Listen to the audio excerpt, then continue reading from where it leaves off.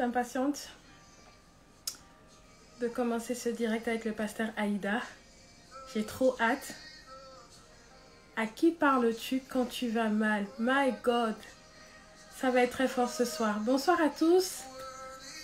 Bonsoir à tous. Bonsoir Armlia. Bonsoir, bonsoir. Bonsoir Déby.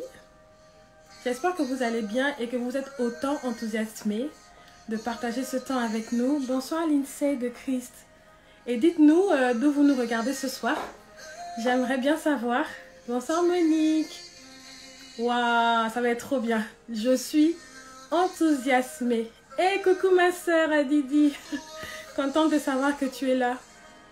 Je suis enthousiasmée ce soir. Je ne sais pas comment vous dire. C'est vrai que ce sera un sujet assez douloureux, je pense. Parce qu'on parle du fait que on communique quand on va mal, quand on souffre. Alicia nous regarde de Nantes. Alors, bonsoir Utino. Donc je crois que ça va être trop bien. Dites-moi si vous m'entendez bien, si le son est bon. Faites un pouce comme ça. Ah là là.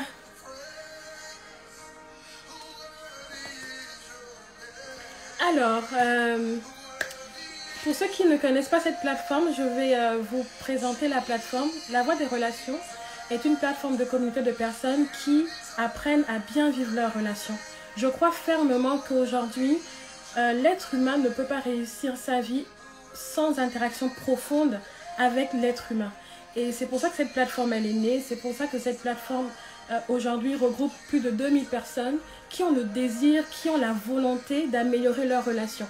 Donc soyez les bienvenus. Pour ceux qui ne connaissaient pas, n'hésitez pas à vous abonner pour en savoir un peu plus.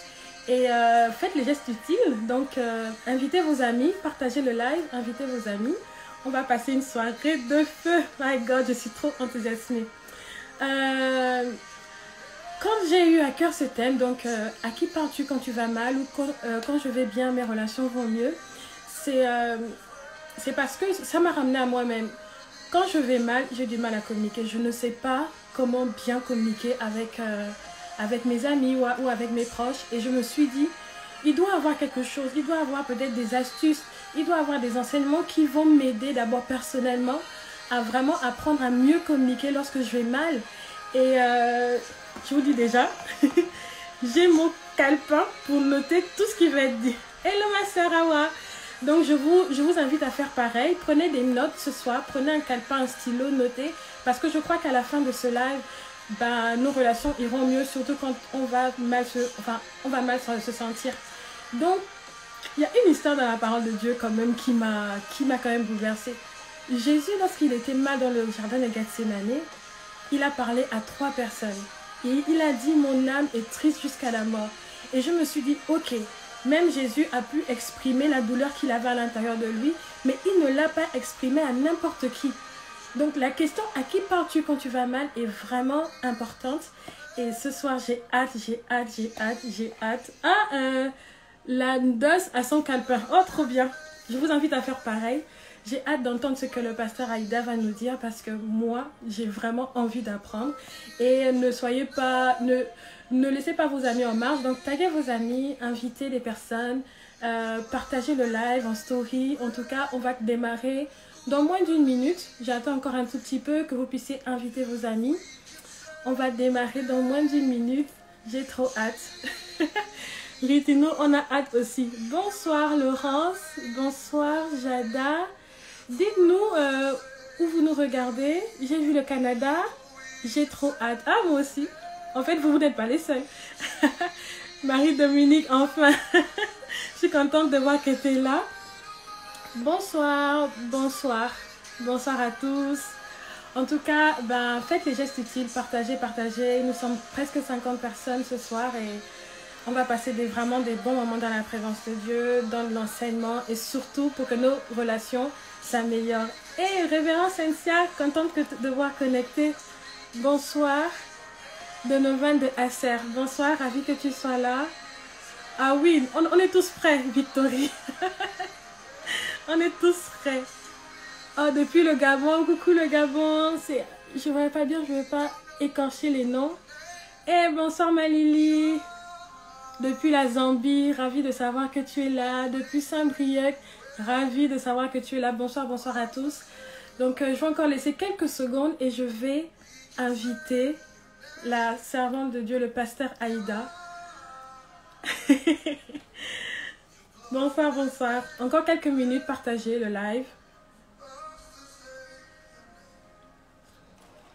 Alors, je vais déjà voir si elle est là. Alors, pasteur Aïda. Je vais voir si elle est là pour inviter. Alors. Aïe.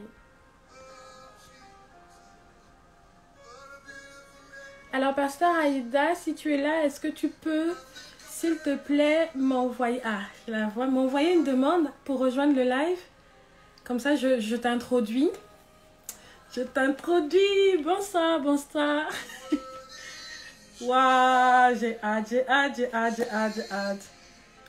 Ah, cool. Voilà la demande. On va recevoir Aïda. My God, ça va être bien. Ça va être bien, ça va être bien, ça va être bien, ça va être bien. Waouh! Hello! Hello! Oh, t'es trop belle, magnifique. Oh, Waouh, waouh, waouh. Bonsoir, pasteur Aïda. Alors, on tu me voit, on m'entends bien? Tu m'entend? me vois bien? Oui, je te vois bien. Toi, tu me vois bien? Ouais, super, super. Tu m'entends bien? Je t'entends super bien. C'est Waouh, génial. waouh, waouh, waouh. Mais quel honneur, quel privilège. Alors, les amis, je vous fais un petit topo. Pasteur Aïda m'a dit en off, ben, Sachi, écoute, ce serait la première fois que je vais faire un live comme ça sur Instagram. J'étais tellement honorée. J'ai dit, waouh, c'est sur la voie des relations. Et oui, c'est vrai, c'est la première fois en tout cas. En tout cas, je suis honorée. C'est vraiment un très grand privilège pour moi de te recevoir sur la voie des relations et Amen. pour nous parler d'un sujet qui, je sais, te tient vraiment à cœur. Et je crois que tu vas vraiment déverser sur nous, nous donner vraiment tout ce que le Saint-Esprit t'a mis à cœur ce soir. On va essayer. Voilà. Et tu vois, on est tous enthousiasmés. En fait, il y a beaucoup de gens qui ont dit ils ont hâte. Moi-même, la première. Je crois que c'est moi qui a le plus hâte que tout le monde. En tout cas, je suis vraiment honorée. Merci d'avoir accepté l'invitation. Merci à toi. Non, je t'en prie. Et je voulais te laisser quelques minutes. Qui est le pasteur Aïda? Pour ceux qui ne te connaissent pas, te présenter en quelques phrases et après je te laisse couler. Nous, on a hâte de t'entendre. Ok, en tout cas, bonsoir à tout le monde. Bonsoir. Je suis tellement honorée, tellement contente d'être là ce soir. Je me sens en famille. Oui. Je me sens chez moi. Et je voudrais déjà honorer Dieu qui nous rassemble et t'honorer aussi, toi, servante de Dieu, parce que c'est vrai que on parle de relations. Et si tu ne m'avais pas aperçu quelque part, si tu ne m'avais pas invité, je n'allais pas être là ce soir. Alors, je ne veux pas commencer sans t'honorer et célébrer Dieu pour le merveilleux travail que tu fais. Ta plateforme est vraiment superbe. Amen. Et voilà, j'aperçois derrière toi le livre, le code de l'amitié. Yeah. Que j'ai moi-même acheté et j'ai vu qu'on partageait les mêmes convictions, les mêmes valeurs et c'est pour ça que je suis là ce soir. Merci. Donc, qui est pasteur Aïda en quelques minutes? Pasteur Aïda est une femme d'abord, comme vous le voyez.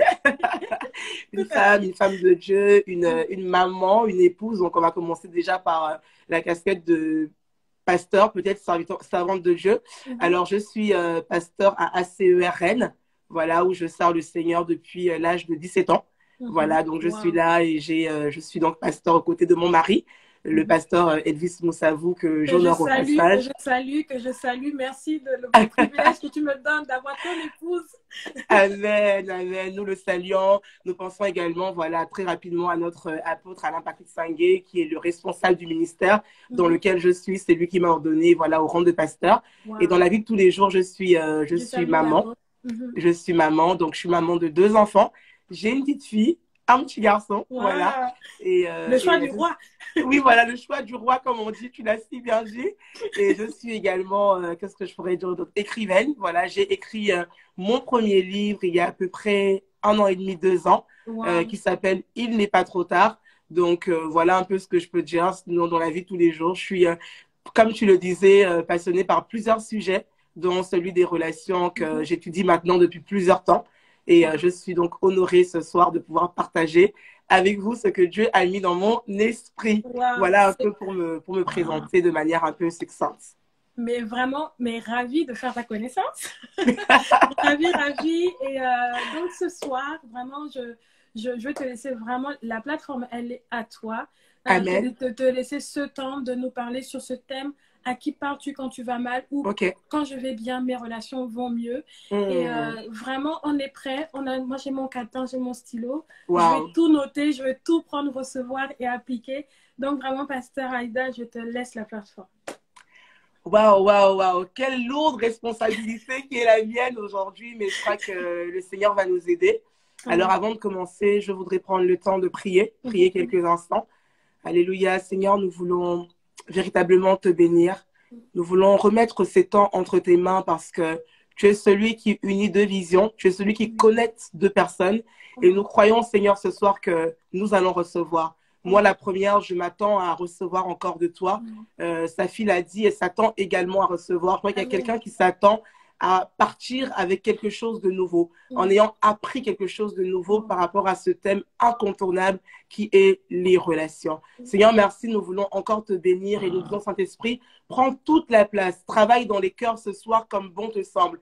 Va là où moi je ne pourrais pas aller, va au-delà de mes mots jusqu'à toucher plusieurs personnes au travers de ce thème. Que l'honneur et la gloire te reviennent dans le nom de Jésus. J'ai prié. Amen.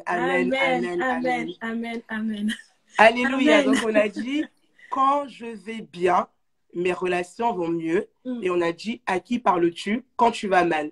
Peu importe la question qu'on veut se poser ce soir, ce que je retiens, c'est que nous sommes en train de parler d'un thème incontournable. C'est le thème des relations. Je suis fermement convaincue au fond de moi que le thème des relations pour toute personne qui veut réussir dans la vie est un thème incontournable. Parce que très souvent, lorsqu'on se retrouve dans des situations, comme on le verra ce soir, un peu tragiques, ou lorsqu'on se retrouve dans des bonnes situations, lorsqu'on a des bonnes opportunités, même quand on est chrétien, même quand on n'est pas chrétien, le Seigneur passe par des personnes. Et ce soir, nous voulons célébrer la grâce d'avoir des personnes. Alors, avant toute chose, je voudrais pouvoir introduire plusieurs vérités. Alors, je voudrais commencer par pouvoir, en fait, établir plusieurs choses. Donc, la première vérité que je veux établir ce soir, et je veux rappeler à quelqu'un qui l'a même déjà entendu, c'est que dans la vie, on a besoin des autres pour réussir. Je voudrais le dire, je voudrais que quelqu'un prenne le temps de le noter, je voudrais vraiment le surligner dans la vie. Je voudrais parler à toutes les personnes qui disent « Waouh, ah non, moi c'est seulement le Saint-Esprit, les autres ne m'intéressent pas. » Non, tu as besoin des autres pour réussir. Ce soir, si je peux faire le live alors que je suis invitée et que je peux me tenir là, il y a des personnes qui sont en train, par exemple, de garder mes enfants. Donc, c'est pour ça que je peux être là. Si j'avais mes enfants avec moi, je crois que le live aurait été un peu compliqué. Donc, j'aimerais dire qu'on n'a même pas besoin de versets bibliques. Asseyez-vous, prenez votre vie et réalisez que vous avez besoin des gens et j'ai besoin des autres pour réussir. OK? La deuxième vérité que je veux établir ce soir, c'est que on peut regarder quelqu'un. En fait, on peut savoir si une personne va réussir ou non dans la vie en observant ses relations. Je vais le dire différemment. Je peux savoir si tu iras à la marche d'après, si tu vas avoir de bonnes ondes autour de toi. Je peux savoir ce que tu vas devenir en lisant les personnes avec qui tu es en train de marcher. Écoutez, j'aimerais dire à quelqu'un, si on a eu l'habitude d'entendre que le caractère est la prophétie de notre futur, j'aimerais dire à quelqu'un que les relations sont également la prophétie de ce que tu vas devenir. Ça, tu dois le réaliser. Peut-être qu'on t'a pas souvent dit ça. Peut-être que tu as choisi tes amis de manière un peu désinvolte parce que tu n'avais pas conscience que les relations qui étaient autour de toi pouvaient renseigner ou pouvaient même t'emmener quelque part. Je connais plusieurs personnes qui se sont retrouvées dans des situations vraiment tragiques parce qu'ils ont été associés à la mauvaise personne au mauvais moment. On aura le temps de pouvoir le développer tout à l'heure. Il y a quelqu'un qui disait, nous sommes la somme ou l'addition des personnes que nous fréquentons. Et ça, c'est important de pouvoir le noter parce que souvent, tu sais, sa fille, on dit beaucoup de choses comme ça par rapport à ce thème, mais parfois, il faut rappeler ça parce que les gens n'ont pas le temps de pouvoir le réaliser, en fait. Et on est vraiment la somme des personnes qu'on fréquente. Si tu fréquentes quelqu'un, on le verra tout à l'heure. Tu disais? C'est Jim Rohn qui dit que nous sommes la somme des 5 personnes qui sont autour de nous. Exactement. Merci, ma soeur. Et c'est vraiment important de pouvoir le réaliser parce que parfois, si on comprenait davantage ça, on allait choisir vraiment très minutieusement les personnes qui allaient pouvoir nous entourer. Et je vous parlerai tout à l'heure quand je parlais de mon témoignage, quand je parlerai des erreurs que j'ai eu à faire à ce niveau-là pour pouvoir aider en fait. Donc voilà, la troisième vérité que je veux établir, très importante, c'est que nous devons avoir le contrôle de l'activité des gens dans nos vies. Je vais le dire différemment. Wow. On ne peut pas permettre, on ne devrait pas permettre à quelqu'un d'entrer dans notre vie avant d'avoir pris le temps de demander au Seigneur, en fait, quel est le but de cette relation que je veux autoriser à rentrer dans ma vie? Souvent, on se dit qu'on se rencontre par hasard. Ok, admettons. Si on se rencontre par hasard, le fait de te faire demeurer dans mon environnement doit être le fruit d'une conviction personnelle, doit être le fruit, en fait, d'une conversation que j'ai eue avec Dieu où le Seigneur me dit non, telle personne peut demeurer dans ton environnement. C'est une chose que d'entrer, mais c'est une autre chose que de demeurer dans l'environnement d'une personne. Et on doit vraiment faire attention. Je veux alerter quelqu'un, je veux alarmer quelqu'un sur l'importance de ne pas entretenir de relations stériles. Écoutez, trop de personnes entretiennent de relations stériles. Qu'est-ce que je veux dire par là? Les relations stériles sont les relations où on ne grandit pas. Fais le bilan depuis que la personne est entrée dans ta vie. Peut-être que ça fait, je ne sais pas, 1 semaine, 2 semaines, 3 semaines. Mais je peux dire par exemple que Safi, tu es entrée dans ma vie il n'y a même pas 1 mois, mais en l'espace d'1 mois, tu as déjà pris de ton temps pour m'appeler, pour former mon équipe d'assistance, pour montrer comment en fait faire pour que lorsque j'allais faire une vidéo, je ne regarde plus en bas, mais que je regarde bien droit. Et je veux acclamer Dieu pour ta vie. Parce que les relations sont des valeurs ajoutées, doivent être des valeurs ajoutées. Si je fréquente une personne qui n'est pas une valeur ajoutée dans ma vie, c'est pas... Je dois soit moi-même déjà être une valeur ajoutée pour la personne, ou elle doit l'être aussi, mais en tout cas, on doit l'être ensemble. Sinon, à un moment donné, ce qui ne grandit pas, je le dis à quelqu'un, est appelé à mourir. Je pense que je n'apprends rien, mais ce qui ne grandit pas est appelé à mourir. La 4e vérité que je veux établir ce soir, c'est que lorsqu'il s'agit d'aimer, en vérité, je n'ai pas le choix. Parce que la Bible me dit, aime ton prochain comme toi-même. Donc, je n'ai pas le choix. C'est un ordre que Dieu me donne. Tu aimeras ton prochain. Lorsqu'il s'agit d'aimer, je n'ai pas le choix. Que tu me plaises, que tu correspondes à mes valeurs d'amitié, que tu correspondes à mes codes, ok. Là, je n'ai pas le choix. Mais lorsqu'il s'agit de fréquenter quelqu'un, en fait, j'ai le choix. Peux-tu écrire avec moi? Quand il faut aimer, je n'ai pas le choix. I don't have choice. Je vais parler en anglais ce soir. Mais quand il faut fréquenter, j'ai le choix. J'ai le choix. Et je le dis, je veux insister parce que je t'assure, Safi, je rencontre beaucoup de personnes. Depuis que j'ai commencé la série sur les relations, il y a beaucoup de gens qui m'écrivent. Mais quand je parle avec ces personnes, je réalise que c'est parce que d'entrée de jeu, ils n'ont pas choisi en fait les personnes avec qui ils devaient marcher. Et la parole de Dieu nous éclaire. 1 Corinthiens 15 au verset 33, qui est un verset célèbre, mais un verset que nous comprenons souvent mal. L'apôtre Paul prend la parole et il dit, fais attention parce que les mauvaises compagnies, n'est-ce pas, corrompent les bonnes mœurs. Et moi, j'aime mieux en fait comment la version parole vivante le traduit. La version parole vivante dit, attention, les mauvais amis te poussent à faire du mal. Mon Dieu, les mauvais amis te poussent à faire du mal. Cela veut dire quoi? Tu peux être quelqu'un de bien. Tu peux être quelqu'un qui a de bonnes valeurs. Tu peux être quelqu'un qui a de bonnes motivations. Si tu es entouré de mauvais amis, tu finiras par faire le mal. Donc, je veux le redire à quelqu'un qui doit le noter pour aller méditer. 1 Corinthiens 15, 33, les mauvais amis poussent à faire du mal. Quelqu'un me demande, Pasteur Aïda, quelqu'un se demande en ce moment, qu'est-ce qu'un mauvais ami? Mais je ne vais pas peut-être trop développer, mais on va quand même un peu ouvrir la parenthèse. Un mauvais ami, par exemple, c'est quelqu'un, lorsqu'il est en ta compagnie, il ne passe son temps qu'à critiquer les autres ou à parler mal des autres. Il faut qu'on soit pratique ce soir, n'est-ce pas, ta fille? On doit être pratique. Quelqu'un qui passe son temps à t'appeler. Toi, à partir du moment où tu as décroché ton téléphone, mon Dieu, et que vous êtes au téléphone, vous allez commencer à parler du président qui n'a pas fait ci. Vous arrivez sur les pasteurs, vous arrivez sur ton mari. Il te parle de tout le monde. Et quand tu sors de la relation, quand tu sors de la discussion, tu te rends compte que tu es vidé. Le dépôt que tu avais, tu es vidé. Bien aimé, on ne va pas parler en langue pour te dire, non, prends un temps de jeûne, va consulter Dieu. C'est une mauvaise relation. C'est une mauvaise relation. Une autre façon de voir qu'une relation est mauvaise, c'est une personne qui, durant tes temps d'épreuve, durant les temps difficiles, on le verra tout à l'heure, quand tu viens te confier à elle, quand tu viens te pousser, en fait, enfin, comment dire, quand tu viens parler à la personne, au lieu qu'elle te pousse vers Dieu, elle te pousse tout le temps, en fait, à regarder, en fait, ce qui ne va pas. Elle te pousse à regarder ton échec. Elle te pousse à voir que, ah, voilà, par exemple, tu as appris une mauvaise nouvelle, je ne sais pas, je veux dire n'importe quoi pour être un peu dans l'actualité. Peut-être on t'a appris que non, tu as été testé positif, tu as le Covid. Et puis, tu viens parler à ton ami qui doit te dire, non, regarde au psaume 91 ce que la Bible dit. Regarde à ce que Dieu dit dans la parole. Non, elle va te dire, non, mais regarde, il faut que tu commences à avoir peur, mais tu as de tel.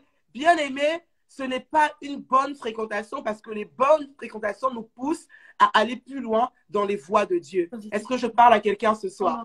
Est-ce que je parle à quelqu'un ce soir? C'est important que nous puissions le noter. Et nous avons dit, quand je vais bien, mes relations vont mieux. Et je me suis posé la question de savoir, mais Seigneur, en fait, qu'est-ce que veut dire aller bien? Parce que je peux être là et puis je me sens bien ce soir, je me sens même très bien, on fait le live, je me sens en bonne santé. Mais est-ce que le fait d'être en bonne santé veut forcément dire que je vais bien? Je peux aller bien dans mon corps, mais est-ce que cela signifie que je vais bien dans mon âme? Est-ce que le fait d'aller bien dans mon âme fait forcément que je vais aller bien dans mon corps? On pourrait se poser beaucoup de questions. Malheureusement, il y a beaucoup de personnes qui suivent ce live ce soir qui sont même très bien portantes. Il n'y a aucun problème. Tu n'as aucun virus, tu n'as rien du tout. Mais tu vas mal parce que ton âme est endommagée. Tu vas mal parce que tu as laissé des choses en fait pénétrer dans ton âme. Tu n'as pas su en fait repousser ces choses-là à temps. Et moi, j'aimerais dire à quelqu'un que aller bien, c'est être conscient. Première chose, d'abord, c'est être conscient. Et deuxième chose, c'est accepter les réalités de l'esprit. My God, je vais le dire différemment. Aller bien, c'est être conscient. Je suis consciente de ce que la parole de Dieu me dit. J'accepte ce que la parole de Dieu me dit. Et le troisième niveau, c'est que je pratique. Je fonctionne maintenant dans ce que la parole de Dieu dit. C'est là où, dès l'instant où je connecte les différentes dimensions de ma personne, donc mon corps, mon âme, tout ça, mon esprit, connecté à ce que Dieu dit, c'est là où je peux dire que je vais bien. Je suis d'abord consciente. Ensuite, j'accepte, je marche et je fonctionne dedans. Et quand je pense à ça, le psaume qui me vient en tête, c'est le psaume 1. Le psaume 1 que j'ai noté et que j'ai envie de lire pour quelqu'un, la Bible dit « Heureux l'homme ». Il faut qu'on le lise ce soir. « Heureux l'homme qui ne marche pas selon quoi? Selon le conseil des méchants, qui ne s'arrête pas sur la voie des pécheurs et qui ne s'assied pas en compagnie des moqueurs. » Voilà quelqu'un qui va bien. On est en train de dresser là le palmarès d'une personne qui va bien. Mais qui trouve son plaisir dans la loi de l'Éternel. Voilà une personne qui va bien. On dit et qui la médite jour et nuit. Alors, elle est comme un arbre planté près d'un courant d'eau qui porte du fruit en sa saison. Je voudrais dire à quelqu'un que aller bien, c'est être capable de s'appuyer sur la parole de Dieu. Quelqu'un me dit, mais Pasteur Aïda, tu as dit au début qu'on ne devait pas compter que sur Dieu, il y avait aussi les autres. Tu peux écrire avec moi, on y arrive. Mais je veux d'abord commencer par établir les choses, par établir certaines vérités. Donc, aller bien, on a dit, c'est quelqu'un qui ne s'assoit pas en compagnie d'un type de personne moqueur, calomniateur. Hein, ma soeur Safi, tu vois un peu, non? Le champ lexical. Calomniateur, moqueur, hypocrite, je ne sais pas, déloyal. Non, je ne m'assois pas avec ces personnes-là. Je préfère trouver mon plaisir dans la loi de l'Éternel. Et c'est très, très, très important. Et qu'est-ce qui se passe en fait souvent? C'est que comme d'entrée de jeu, on n'a pas établi ce psaume 1 comme étant le socle en fait de nos relations avec les autres ou même comme étant en fait ce qui nous permet d'évaluer si nous allons bien ou pas. Ce qui se passe souvent, c'est que on se retrouve malheureusement, alors que la parole de Dieu nous avait dit, ne vous retrouvez pas en compagnie de telle personne, parce que je vais suggérer que si la personne n'est pas en train de méditer la parole de Dieu, puisqu'on dit que c'est en le faisant qu'elle va bien, ben, ça veut dire que si elle ne le fait pas, il y a de grandes chances qu'elle aille mal ou que son âme soit affectée. Écoutez, on ne devient pas malade dans notre âme par hasard, non. On ne se lève pas un matin et je suis malade dans mon âme, pas du tout. Je suis malade dans mon âme à partir du moment déjà où je n'ai pas décidé d'accepter ce que la parole de Dieu dit. Je n'ai pas décidé en fait de modifier ma pensée et de la lier à ce que Dieu veut dire. Et je commence à un moment donné en fait à laisser des personnes entrer dans mon environnement. Écoute, à un moment donné, ce qui va se passer dans ma vie, c'est que je vais passer par une période en fait où je vais être très, très, très, très mal émotionnellement à cause d'une déception amicale. Et je me retrouve dans cette situation où je suis vraiment très, très, très, très, très, très, très mal. Et au lieu, en fait, de me tourner d'abord vers la parole de Dieu, ce que je fais, c'est que j'ai commencé à faire quoi? Et là, je crois que je vais parler à quelqu'un. J'ai commencé, en fait, à aller voir des personnes qui je savais, en fait, dans ma tête, en fait, pouvaient me comprendre, mais dans le sens de, elles pouvaient être à même de pouvoir détester aussi la personne que je commençais à détester. Je ne sais pas si je suis en train de parler à quelqu'un ce soir. Je suis en train de parler de la loi de l'association. Parfois, nous sommes en train d'aller nous associer à plusieurs personnes parce que on a envie qu'en allant voir, par exemple, la sœur Bernadette, elle puisse me dire, ah non, mais cette fille-là, elle est trop bad, ne marche pas avec elle, ne fais pas ci, ne fais pas ça. En fait, en allant nous confier aux gens, le problème, c'est qu'on ne recherche pas la vérité. En allant nous confier aux gens, on recherche l'approbation de ce qui va nous conforter dans ce qu'on ressent, ce qu'on pense être vrai. Je dois le redire pour quelqu'un, mon Dieu. En fait, très souvent, nous allons parler aux gens parce que nous voulons trouver des personnes qui nous confortent, que les mauvaises pensées qu'on a, c'est ça qui est juste. Parce que je crois que même si nous nous retrouvons à fréquenter une personne qui n'est pas bien et que ceux autour de nous savent que la personne n'est pas bien, même dans la manière de nous le dire, ça va nous encourager quand même à pratiquer l'amour. Quelqu'un qui va commencer en fait à te parler d'une personne, quand tu sors de là, en fait, tu es en colère. Tu es en boule, comme on dit. Tu es énervé. Tu as envie de vraiment faire des choses, vraiment, je ne sais pas comment dirais-je, mais même aller même commettre des meurtres. Parce qu'il y en a qui ils sont fâchés, ils veulent même commettre des meurtres.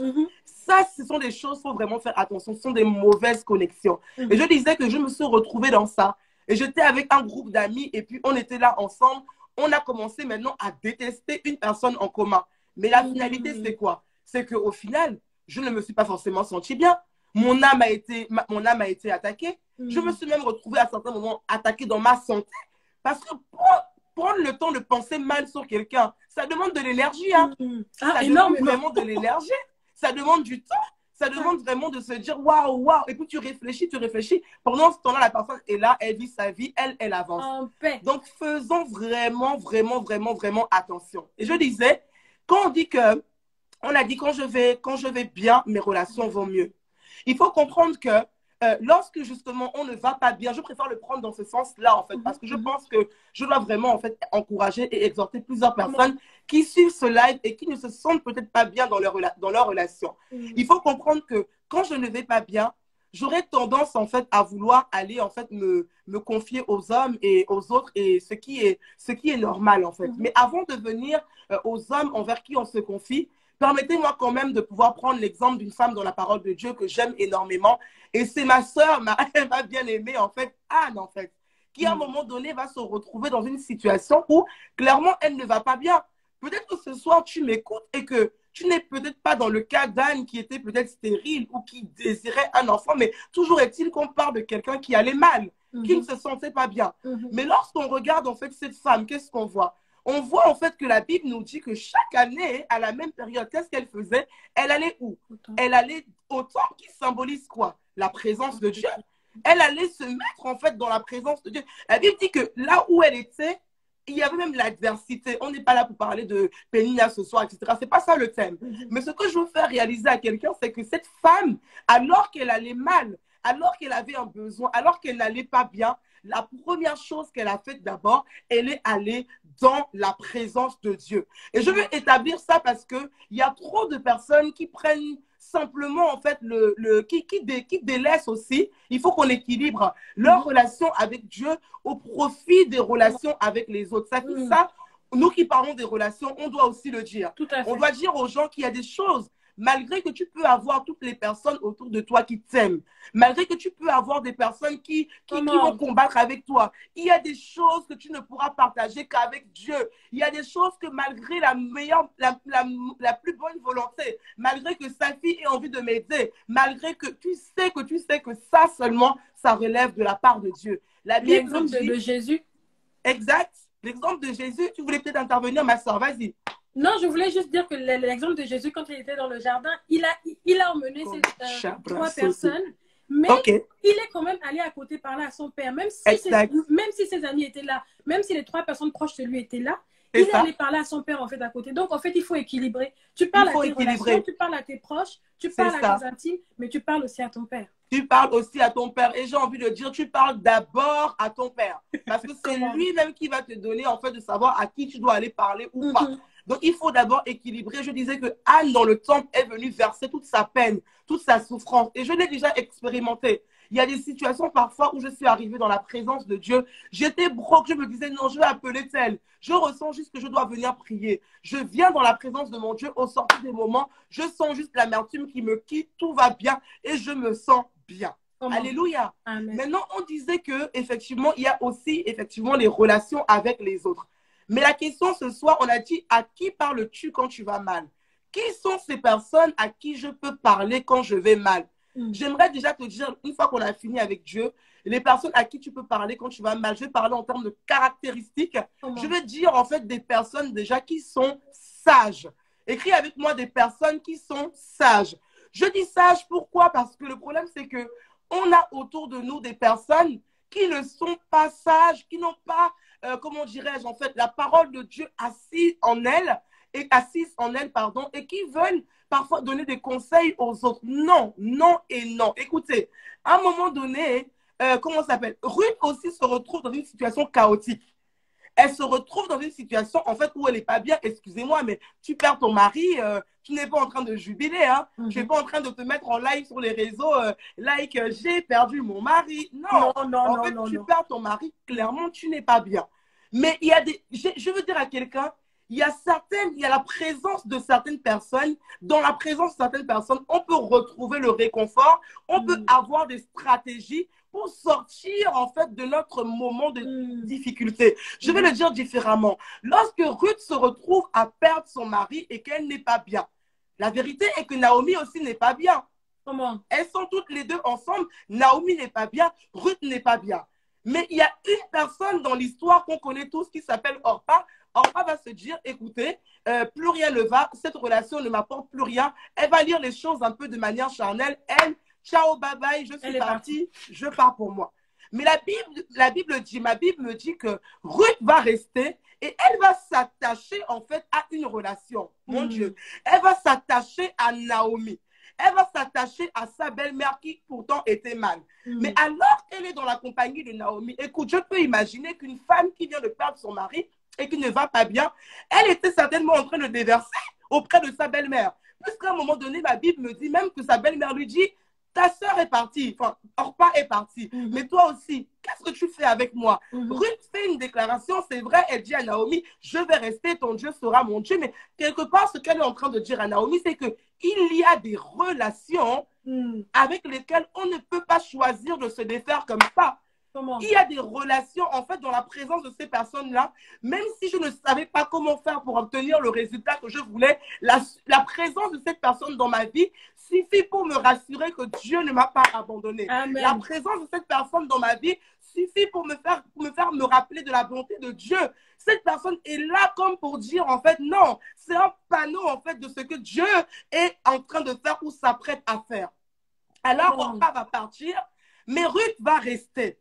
Ruth va s'attacher. Et lorsqu'elle va s'attacher, je disais tout à l'heure que je peux m'imaginer qu'il y a eu des jours où elle pleurait. Quelqu'un me dit, Pasteur Aïda, la Bible ne le mentionne pas, c'est vrai. Mais je dis, je veux suggérer. Je veux imaginer qu'il y a eu des jours où Ruth était en train de pleurer. Parce que Ruth, certainement qu'elle avait envie de se retrouver avec son mari. Elle était quand même restée pendant des années avec lui. Donc, il y a un moment donné où elle n'était pas bien.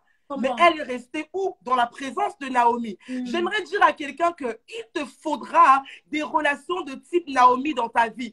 Il te faudra des personnes qui peut-être d'apparence sont faibles, mais qui renferment en elles des capacités énormes pour ton destin. J'aimerais dire à quelqu'un, les personnes à qui tu peux te confier, ce sont des personnes de type Naomi. Ces gens-là qui peuvent te voir dans ta souffrance, mais qui ne te jugeront pas. Ces personnes qui peuvent te voir et venir te dire, écoute, le niveau d'après, c'est Boaz. Mais Boaz, on n'y accède pas comme ça. Boaz, on y accède avec un protocole. Ces personnes qui vont pouvoir te donner une stratégie, mon Dieu.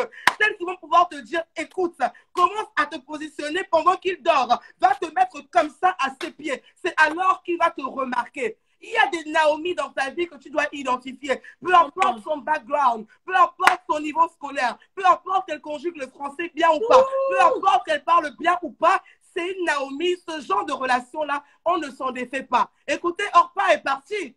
On n'a encore plus parlé d'elle.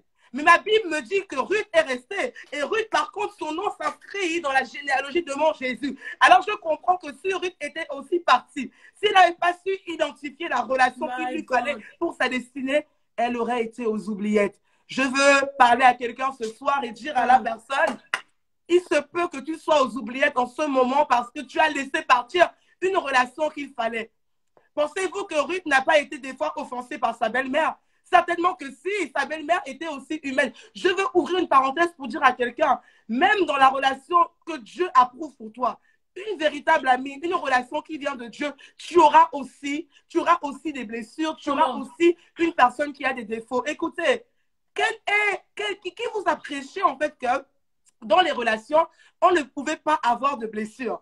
Qui vous a prêché que quand il y avait des blessures dans une relation, cela veut dire que ce n'est pas le plan de Dieu. Je voudrais déjà annuler cela parce que ma Bible me dit, et j'en parlais hier sur ma page, que comme le fer aiguise le fer, ainsi l'homme aiguise la personnalité de son prochain. Il y a des blessures qui sont nécessaires pour ta maturité. Alors que tu es blessé dans cette relation-là, le Seigneur est en train de tester ta capacité à pouvoir pardonner. Alors que tu es blessé dans cette relation-là, le Seigneur est en train comment dire, d'ouvrir tes entrailles de miséricorde. Dieu est en train de te dire, non, il faut que tu pries pour telle personne. Arrêtez, je le disais sur ma page, de vous comporter comme si vous aviez le monopole de la douleur. Écoutez, je disais que Ruth s'est retrouvée, elle était mal, mais assurément, pendant qu'elle était mal, sa belle-mère également était mal à côté d'elle. Elle n'a pas été focalisée que sur sa douleur, elle serait partie. Or, pas été focalisée sur sa douleur, elle est partie. Ruth était focalisée sur ce que Dieu pouvait faire avec elle, elle est restée. Je disais à quelqu'un, il te faudra des Naomi dans ta vie. Il te faudra des personnes qui te montrent le chemin. Peu importe tes diplômes, peu importe ce que tu sais, peu importe ce que tu ne sais pas, il te faudra des personnes pour te montrer la voie. Même si tu as un bac plus combien, je ne veux pas savoir ce soir. Je dis, va te réconcilier avec ces personnes que tu as mises de côté. Je dis, va reprendre ces relations que tu avais enfouies parce que tu ne voulais pas tout simplement te soumettre. Les Naomi dans ta vie, tu vas en avoir besoin. Écoutez, j'aime parler d'un autre homme quand je parle de relations qu'il faut avoir dans sa vie. Et je crois que tout le monde connaît cet homme. Cet homme, c'est David. Alléluia. J'accélère un peu pour qu'après, comme sa fille et moi, on a un programme chargé, il y a les questions, tout ça. Donc, je vais juste parler de David. Et pourquoi je veux parler de David, ou du moins avec qui je veux parler de David? Je veux parler de David qui était l'ami de Jonathan. Souvent, on prend cette histoire et puis on la prêche dans tous les sens. Des fois, c'est décousu, des fois, c'est... Mais on ne comprend pas, en fait, que quand ils vont quand même se rencontrer, la Bible dit quand même qu'il va l'aimer comme sa propre âme. Il y a un moment donné, en fait, où Dieu va emmener dans ta vie des personnes qu'il va te falloir identifier, auxquelles tu vas falloir t'attacher. Il va falloir que tu t'attaches. Écoutez, j'aimerais vous dire une chose. Je suis convaincue, ça reste ma conviction personnelle. N'allez pas dire, Pasteur Aïda a donné un verset qui n'est pas dans la Bible. Non, pardon. Je dis que je suis convaincue que pour que David s'attache comme ça à Jonathan ou vice-versa, ils ont dû passer par des moments chaotiques. Et je crois que même si on voulait prendre la Bible en vérité, on sait que la relation est passée par plusieurs niveaux. Ce que je veux dire à quelqu'un, c'est que parfois, vous savez, Dieu emmène des personnes auprès de nous qui sont censées nous aider. Et là, je vais illustrer ça avec le cas de Safi, ma soeur, qui est connectée. Ça me semble être le meilleur exemple pour parler de ça ce soir. Lorsque Safi vient vers moi et qu'elle m'appelle, et qu'elle m'écrit du moins et qu'elle me fait réaliser que j'avais posté une vidéo qui m'aurait pu être un peu mieux que ce que j'avais présenté, j'avais le choix que de dire à Safi, écoute Safi, c'est ma vie, c'est pas ton problème. Ou j'avais le choix en fait d'accepter ou de refuser en fait l'aide de Safi. Mais l'humilité dans les relations, c'est quoi? C'est reconnaître en fait qu'à ce stade-là, je n'ai pas toute la connaissance. Je peux m'appeler Pasteur Aïda. Peut-être que ma soeur s'appelle juste Safi, mais on s'en fiche du nom que tu portes. Il est juste question de répondre à un besoin que toi, tu ne sais pas faire, alors tu dois simplement accepter. Je pense que lorsque Jonathan arrive dans la vie de David, David réalise en fait qu'il y a des choses, même s'il est roi, même s'il est comme ci, même s'il est comme ça, il a besoin d'une personne qui va être pour lui un soutien dans la prière, qui va être pour lui une personne auprès de laquelle il peut venir prier, auprès de laquelle il peut venir déverser son cœur. La vérité est que parfois, nous attendons que les gens autour de nous soient parfaits. Oh non, je ne peux pas parler à telle personne parce qu'elle n'a pas mon titre. Oh non, je ne peux pas parler à telle personne parce que quand je la vois, je sens que non, elle, non. Mon ami, non. Il faut que tu prennes le temps de réaliser que cette personne que Dieu a envoyée est peut-être venue pour solutionner un problème. La vérité est que sa fille, tu m'as donné des conseils. J'ai accepté. Je parle de toi à qui veut l'entendre dans mon entourage depuis le jour. Je dis, j'ai rencontré ma soeur. Voilà ce qu'elle m'a appris et voilà ce qu'elle veut encore m'apprendre. Et je bénis Dieu pour ta vie. Amen. Merci. Je bénis Dieu pour ta vie, je te le dis sincèrement. Bien aimé, il faut que nous apprenions à pouvoir accepter l'aide qui vient. Malheureusement, comme je le disais il y a quelque temps, on nous a trop appris qu'il fallait être infaillible. Au nom du fait d'être infaillible, au nom du fait de montrer que non, j'ai la foi, je n'ai pas besoin des autres. Oh non, Dieu seul me suffit. Oh, et puis, quand Dieu passe par des gens pour venir te bénir, tu passes juste à côté de ce que Dieu voulait faire pour toi. Parce que tu n'as pas su identifier que Jonathan était venu pour te fortifier. Parce que tu n'as pas identifié que Jonathan était venu pour t'aider à porter la vision qui était un peu trop lourde. Parce que tu n'as pas identifié que Jonathan était venu comme pour te dire, tant que je serai en train d'élever les prières, rien ne pourra t'arriver. Bien-aimé, je disais à quelqu'un, il te faudra aussi des Jonathan. Même si toi tu parles en langue 4 heures par jour, il te faudra des amis. Jésus lui-même fait une déclaration, il dit, je ne vous appelle plus serviteur, je vous appelle comment? Je vous appelle ami. Il dit, je vous appelle ami. Il aurait pu dire, je ne vous appelle plus serviteur, je vous appelle maintenant mes fils, mes filles. Il a dit, je vous appelle ami, pour montrer qu'il y a une dimension où on ne peut recevoir les choses que dans le cadre de l'amitié. Et pourtant, ce même Jésus qui partait savait que le Saint-Esprit allait descendre, puisqu'il dit, je ne vous laisse pas seul, je vous laisse le Saint-Esprit. Mais malgré qu'il dit, je vous laisse le Saint-Esprit, il trouve quand même le moyen de dire, je vous appelle mes amis. Qui es-tu, toi, qui m'écoutes pour ne pas avoir d'amis? Qui es-tu pour ne pas avoir d'amis? Si le maître lui-même nous a montré l'exemple. Alors, je finirai en disant ceci. Je ne suis pas contre le fait qu'on a parfois fait confiance à des gens qui nous ont trahis. On a dit, à qui parles-tu quand tu vas mal? Mais le fait que quelqu'un t'ait trahi, ce n'est pas ça la généralité, ce n'est pas ça la norme. On peut t'avoir trahi, mais tout le monde n'est pas mauvais. Dieu veut que tu sois épanoui dans tes relations. Dieu veut que tu sois épanoui dans tes rapports avec les autres. Et d'ailleurs, sa fille, je ne le dis pas parce que tu es là, mais ton livre est un livre tellement pratique. J'ai commencé à le lire, je disais non, je dois même le prendre pour des personnes autour de moi aussi, pour leur donner ce code-là pour se faire des relations. Parce qu'on le verra peut-être dans les questions tout à l'heure, on doit aussi parler des valeurs d'amitié, tout ça, mais on le verra tout à l'heure. Mais je voulais juste encourager quelqu'un en disant, les blessures sont là, mais les blessures, c'est passager. Les blessures, c'est passager. Ça dépend de toi.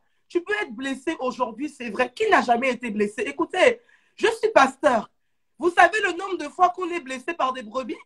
Vous savez le nombre de fois où on ouvre notre intimité à des personnes qui viennent juste avec le but de prendre des informations sur nous et de partir avec? Mais est-ce que c'est pour ça qu'on n'est plus dans les relations les uns avec les autres? On est obligé en fait de garder notre cœur. Donc j'ai envie de dire à quelqu'un, c'est vrai que tu as été blessé et je ne néglige pas ta blessure. Mais je veux dire qu'il est possible que tu aies été blessé parce que tu n'as pas su identifier ou toi-même en fait être assez vigilant sur les personnes que Dieu voulait mettre autour de toi. J'aimerais juste dire une chose parce que je sens que je dois le dire à quelqu'un. Vous savez, lorsque vous allez mal, on le disait tout à l'heure, vous prenez le temps de parler parfois à des personnes qui sont autour de vous. Et lorsque nous sommes blessés et que nous venons parler aux gens qui sont autour de nous, le problème c'est que très souvent, quand on n'est pas assez mature, on parle avec nos blessures, on retranscrit en fait nos blessures. Ce que je veux dire, c'est quoi? Quel est mon point?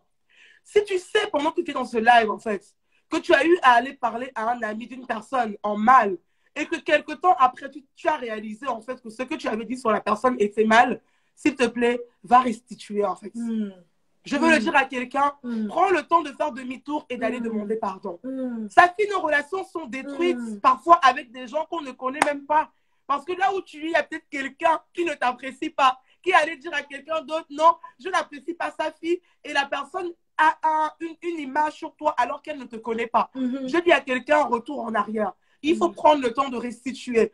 Ça nous arrive à nous tous, moi-même la première. Des fois, je ne suis pas bien. Il m'est arrivé, non, mais regarde telle personne, regarde telle personne. Mais je dis ça devant le Seigneur qui me regarde pendant que je prêche. À chaque fois que je me suis rendu compte que j'avais mal fait, je suis repartie dire non, là j'ai mal parlé. Et quelqu'un doit le faire, c'est important. Vous bousillez vos relations avec les gens ou alors vous bousillez les relations des autres parce que vous partez mal parler et il faut prendre le temps de restituer. C'est très important. Voilà là où je voulais d'abord m'arrêter ce soir afin de pouvoir voilà, continuer après avec les questions. Je suis sans mots et j'aimerais, sur le point que tu as dit en dernier, c'est tellement important. Et j'aimerais dire ce qui m'est déjà arrivé. L'une des choses, c'est que j'ai appris vraiment en grandissant. En fait, avant, j'étais très naïve. Je me disais que tout le monde était gentil, tout le monde voyait les gens bien. C'est-à-dire que personne ne pouvait dire du mal de quelqu'un d'autre. Et au fil des temps, j'ai appris que ce n'est pas vrai. Tu vas entendre les gens qui vont te parler. Ah non, telle personne n'est pas bien, telle personne n'est pas bien. Et moi, l'un de mes secrets, c'est de dire, je ne prends pas ce que tu dis pour vérité comptant. Je veux apprendre à connaître la personne moi-même, à voir le point de vue de la personne de moi-même, en fait. Donc, je ne laisse plus les gens être interposés avec d'autres personnes parce que je veux me faire ma propre opinion. Et ça m'a aidé à être libérée des on-dit, ça m'a aidé à être libérée des gens qui viennent parler du mal sur quelqu'un. Moi, tant que je t'ai pas vu, tant que je n'ai pas parlé avec toi, tant que je n'ai pas communiqué avec toi, ok, j'écoute ce que vous dites, mais je ne prends pas ça comme vérité d'évangile. Je veux apprendre au moins à connaître la personne avant de me faire une opinion sur elle. Et c'est tellement important. Et je voulais rajouter par rapport à ce que tu dis que c'est un point important et toi encore tu le fais parce que j'ai envie de dire, si tu arrives à le faire, c'est que tu as une certaine maturité. Malheureusement, en fait, les personnes qui ne sont pas forcément matures sont celles en plus qui aiment souvent marcher avec des mauvaises compagnies. C'est ça le problème, c'est que tu te retrouves avec quelqu'un, tu sais que quand elle va te dire non, tel est comme ça, tu n'auras pas en fait la maturité d'aller vérifier en fait. Donc il faut quand même faire attention en fait. Il faut vraiment faire attention. Wow. Oula, Pasteur Aïda, c'est... Je sais pas vous, hein, mais mettez des flammes, je sais pas, acclamer, enfin, mettez un truc parce que là, le niveau est tellement haut, je suis juste sans mots. Et j'aimerais juste vous indiquer, pour tous ceux qui veulent poser des questions, il y a la petite... il y a le point d'interrogation juste en bas. Envoyez vos questions. Envoyez les questions, comme ça on va pouvoir bien... Comme ça, le pasteur Aïda va se faire un plaisir de répondre à toutes vos questions. À toutes les questions, en tout cas. Mais déjà, ce que tu as dit, pasteur Aïda, c'est juste ouf. C'est que je suis sans mots. Waouh! Non, c'est tellement important, tellement important. Tu sais, Safi, je parlais avec pendant que les gens posent des questions, je raconte ce témoignage-là. J'ai une dame qui m'a contactée hier et qui pouvait me parler de tous les problèmes relationnels qu'elle a eus, à tel point qu'en fait, elle ne croit même plus que Dieu veut qu'elle soit épanouie dans les relations parce qu'elle me disait, à peine je parle à tel que le problème commence. Et je lui faisais réaliser, on discutait ensemble et je lui disais, tu sais, le problème n'est pas forcément au niveau des autres. Le problème est aussi à ton niveau et parfois, il faut prendre le temps d'accepter, de pouvoir se scanner. Et quand on parlait toutes les deux, je réalisais que c'était quelqu'un qui n'avait pas forcément du mal à aller expliquer en fait toutes ces histoires à n'importe qui qu'elle rencontrait. Et donc, dès l'instant où elle t'a rencontré aujourd'hui, elle peut t'appeler, commencer à te parler du jour où elle s'est peut-être fâchée avec son mari, du jour. Non, il y a une certaine sagesse. C'est vrai qu'on a dit qu'il y a des personnes qui sont là pour t'aider, mais je crois qu'il faut quand même éprouver les gens. On ne peut pas juste aller comme ça et puis tu viens, tu parles. Toi. Non, il faut être sage en fait. Je ne sais pas, je crois avoir vu une question. Oui, c'est ce que je vois. Je veux te la lire. D'accord, vas-y. Doit-on toujours se confier en quelqu'un en qui on n'a pas confiance? Est-ce qu'on doit toujours garder une bonne relation juste parce qu'on aime son ami alors qu'on ne lui fait pas confiance? Que faire? Ok. Écoute, moi, je crois que l'amour n'exclut pas la prudence. Comment? C'est-à-dire, en fait, que tu peux aimer quelqu'un. On a dit au début de ce live que lorsqu'il s'agit d'aimer, on n'a pas le choix parce que la Bible nous le dit. Alors oui, tu peux être dans une relation avec une personne que tu entretiens juste de manière, on va dire, basique, sans profondeur. Mais si tu n'as pas confiance en la personne, si elle n'a pas, comme on dit, si elle ne réunit pas assez de critères ou si elle ne répond pas à tes valeurs d'amitié, bah, tu n'as pas besoin d'aller lui expliquer tes choses. Je veux dire que même moi, si je me retrouve avec toi, Safi, et que pendant que je suis avec toi, depuis qu'on a commencé à parler, je vois que depuis 15 jours, 20 jours, 30 jours, on ne parle que des autres en mal. Je peux quand même dire qu'avant de venir parler de ma vie, j'aurais quand même un peu de mal. Donc, je pense que c'est le bon sens. Donc, pour répondre à la personne, je crois que l'amour n'exclut pas la prudence. Maintenant, après, il ne faut pas non plus être prudent à l'excès. Toi, maintenant, dès que quelqu'un vient te voir, il faut tester la personne pendant un an. Non, il faut être équilibré. Non, mais je pense aussi que dans cette histoire-là aussi, c'est le cœur. Si tu ne te sens pas à l'aise de parler à quelqu'un, franchement, ne parle pas. Ne parle pas, voilà, en fait. Ne parle pas. C'est ça. Absolument. C'est pas forcé de parler à quelqu'un dont tu n'as pas confiance. Oula, il y a énormément de questions, Pasteur Aida. C'est ça que je suis en train de voir là. Je vais me les poser. Moi, ça va trop vite chez moi. D'accord. Bon, je vais te poser la question à l'instant. Alors, je vais prendre ce qui sont arrivés. Ok. Ok. Dans une relation, comment reconnaître quand tu peux livrer ton cœur? Ok. Mais je pense qu'on vient de répondre un peu quelque part à la voilà, on vient d'en parler. Je pense que nous avons, en tout cas en tant qu'enfant de Dieu, le témoignage intérieur. À un moment donné, tu peux parler avec quelqu'un et tu sens dans ton esprit juste que c'est une personne fiable. Tu sens en fait que la personne est mature. Comment tu le sens? On l'a dit tout à l'heure. C'est lorsque vous discutez déjà, tu vois un peu, est-ce que ces réponses te ramènent à la parole de Dieu? Est-ce que ces réponses te ramènent toujours à regarder les autres mal? On a parlé tout à l'heure de certains critères qui font que tu peux sentir en fait le niveau de sagesse de la personne. Et aussi, avant tout, ton témoignage intérieur. Quand tu sens que non, c'est quelqu'un de fiable, même si elle est plus jeune que toi, même si elle est plus, moins gradée que toi, c'est quelqu'un de confiance, tu peux parler à la personne pour vraiment suivre en fait ton témoignage intérieur et ce que Dieu te dit en fait. Donc ça, je pense que c'est un critère, le critère majeur selon moi. D'accord. Alors, je vais prendre une autre question. Lorsqu'on réalise qu'une relation n'est pas bonne pour nous, comment nous retirer sans blesser la personne ou lui faire penser que c'est elle qui est une mauvaise personne? Ok, j'aime vraiment cette question.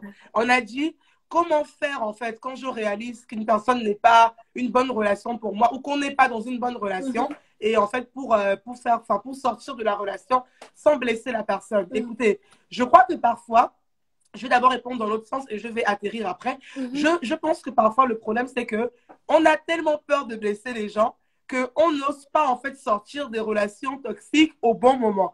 Je crois qu'à partir du moment où tu réalises que cette connexion n'est pas bonne pour toi, c'est important en fait de pouvoir faire une chose, c'est-à-dire que soit en fait tu prends des distances avec la personne, tu lui expliques, voilà. Tout dépend du niveau de relation en fait. C'est-à-dire que si tu es une personne avec qui vous venez juste de vous parler il y a une semaine, ben écoute, tu arrêtes juste un peu plus de parler, tu réponds juste simplement, tu ne vas pas plus loin. Mais si c'est une relation en fait que vous, depuis plusieurs mois, des années, mais qu'au bout d'un moment tu te rends compte que c'est pas bon, prends ton courage à deux mains. Quelqu'un écrit avec moi, je dois prendre mon courage à deux mains. Je vais trouver la personne, mais avec une manière. C'est-à-dire que je ne vais pas aller voir la personne pour dire que, oh, maintenant je suis arrivée, Dieu m'a montré que tu es ce que le serpent a été pour Adam ou pour Ève. Non! En fait, je vais voir la personne avec une certaine façon, avec une sagesse. J'arrive, je lui dis non, il est possible que moi-même aussi, en fait, j'ai pu te conduire en fait dans des choses qui vont forcément bien.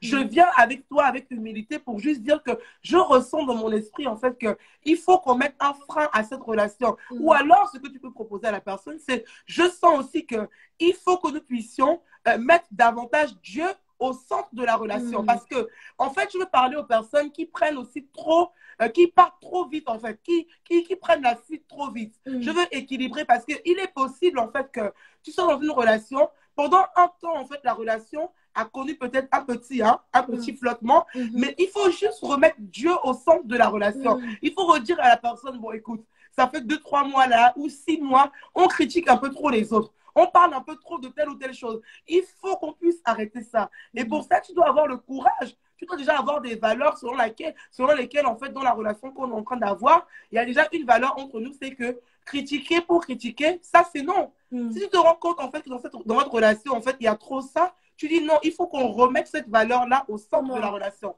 Maintenant, quand tu sens, en fait, que la relation n'est pas bonne pour toi, mon ami, fuis, oh. Ne cherche pas à trop blablater. Ne cherche pas à trop blablater. Ne cherche pas à essayer de voir, non, Saint-Esprit, mets dans mon cœur. Non, on dit fuis les mauvaises compagnies. Les mauvaises compagnies corrompent les bonnes mœurs. Il y a pas de... On a dit quoi au début du live? Que la version parole vivante dit que les mauvais amis te poussent à faire du mal. C'est comme ça que certains se sont même retrouvés en prison. J'en connais plein autour de moi comme ça à cause de mauvaises fréquentations. Donc quand c'est comme ça, tu coupes. La personne va se sentir un peu comme si, bon, elle me rejette. Non, c'est pas grave. C'est pas grave, en fait. Tu dois veiller sur ton atmosphère. Ce que l'autre pense, c'est pas d'abord ça. C'est d'abord mettre autour de toi une atmosphère saine. Donc, c'est ce que je pouvais un peu dire. D'accord, ok. Pour répondre à la question. Ouais, il y a énormément de questions. Alors, on va essayer de faire on va essayer d'y répondre. Alors, est-ce qu'on peut... Ouh là là, ok. En fait, il faut que je prenne au moins dans l'ordre pour que tout le monde soit content. Okay. Ok. Est-ce qu'on peut fuir... Non, peut-être. Comment devenir une bonne relation quand on est soi-même une âme blessée? Ok. Comment devenir une bonne relation quand on est soi-même une âme blessée?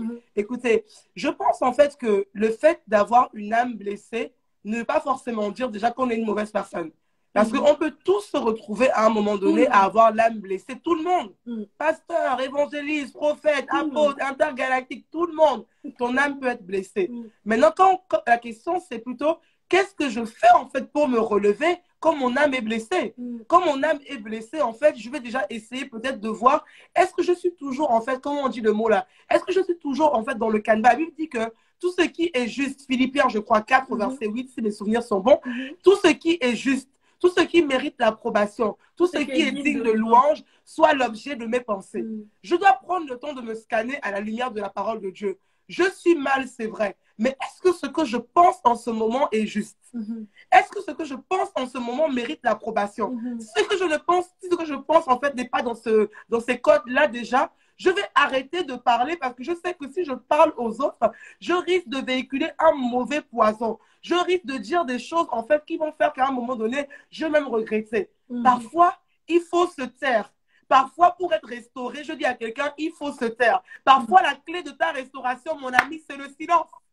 C'est le fait de te taire, de prendre un temps où tu ne parles juste pas. Parfois, quand ça monte trop, quand tu es trop énervé, mets pour toi ta louange. Mets la louange, mets l'atmosphère d'adoration. Mets une bonne atmosphère, assieds-toi simplement et reste là. Mais il faut se scanner. Prends le temps de se scanner par rapport à Philippiens 4 au verset 8 et voir. Et quand à un moment donné, c'est un peu trop compliqué, on a dit tout à l'heure, faisons appel à des personnes sages. Peut-être non, tu luttes avec un sentiment de plus, ça ne part pas. Tu sens que c'est en train de même gâcher tes relations autour de toi. Va voir quelqu'un qui est sage, quelqu'un qui est mature, qui va te donner des conseils en fait pour t'aider à pouvoir même prier avec toi. Des fois, tu auras besoin de quelqu'un qui prenne tes mains, qui prie pour toi. Oh Seigneur, je prie pour ma soeur. En ce moment, elle passe par des défis. En ce moment, elle est vraiment mal. Je prie, Seigneur, pour que tu puisses la fortifier dans son être intérieur. La Bible dit que lorsque mon être extérieur se détruit, mon âme intérieure se renouvelle. Alors, Seigneur, je veux prier pour ma soeur. Je veux libérer la grâce dans sa vie. Je veux dire, en fait, que la puissance de la vie Zoé fonctionne en elle à tel point que son âme est restaurée. Voici un ami, voici une personne qui peut prier avec toi dans les temps où lorsque tu te scannes, tu te rends compte que tu es mal en fait, ou que tu n'arrives pas à être une bonne relation pour quelqu'un d'autre. Donc c'est juste un élément, se scanner et faire appel à l'aide. Ou alors, on a dit se scanner et aussi rester dans le silence. Voilà, rester dans le silence. Waouh, les réponses sont c'est trop fort. Aïe, aïe, aïe, je sais pas comment prendre. J'essaie de remonter avec toi, il y a tellement de flammes. Ok, comment trouver une relation saine, des amis avec qui s'épanouir dans la vie chrétienne? Ok, je crois qu'on a aussi un peu répondu. Comment trouver en fait une relation saine? Je crois que c'est important déjà de voir, de considérer les gens que Dieu met autour de nous comme des personnes qui peuvent être des amis potentiels. Parce que parfois, en fait, c'est comme si on pense qu'on va prier, Saint-Esprit, je prie, et puis je veux une amie, et puis l'amie va tomber du ciel comme la manne. En fait, non. Les amis avec qui tu vas être en contact, ce sont des amis qui sont autour de toi, ce sont des personnes qui sont dans l'environnement où tu es. Donc, il faut te dire, bon, là où je suis quand même pas la seule personne qui est bonne de cœur. Il y a des gens qui sont autour de moi qui sont quand même aussi bien. Donc, demandez, consultez Dieu. On a dit au début du live que toute personne qu'on rencontre ou qui rentre dans notre vie, on doit prendre le temps de demander à Dieu. Donc, je demande à Dieu déjà son avis sur la personne qui est là. Maintenant, il y a quelque chose de très important, c'est que parfois, vous savez, il y a des gens qui sont autour de nous et qui sont appelés à être nos amis, mais parfois qui ne savent pas comment faire, qui ne savent pas comment, en fait, on construit une relation, comment on construit une amitié. Et c'est là où j'aime bien parler aussi de la loi de l'investissement dans les relations.